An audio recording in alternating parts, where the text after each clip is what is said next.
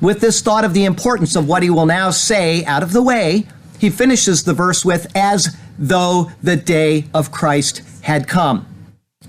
You have to understand the importance of those words. The focus here is on the day of Christ. That is what he is writing about. Everything is in relation to that. This is the main thought of Paul's words of the section. The coming of our Lord Jesus Christ and our gathering to him is being set in relation to the day of Christ, not the other way around.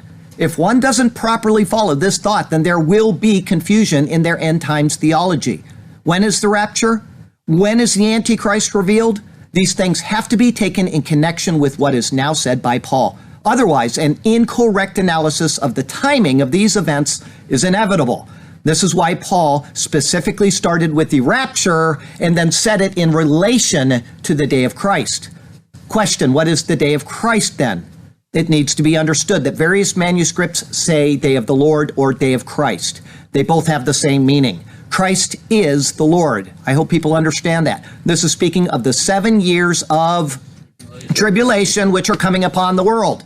It is not merely the last 3.5 years of this period. That is not what he's speaking about, because he referred to it in 1 Thessalonians chapter 4, and they didn't listen. 1 Thessalonians 4 and 5, and they did not listen. So he's speaking about the same time period, not the last 3.5 years. He is speaking of the time of darkness, the 7 years of tribulation.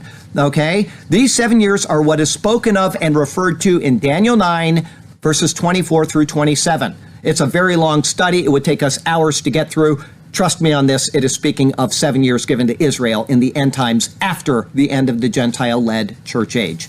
The details of these 7 years are given in numerous places in the Old Testament, and they are described in great detail in Revelation 4, verse 2, until Revelation 19, verse 10.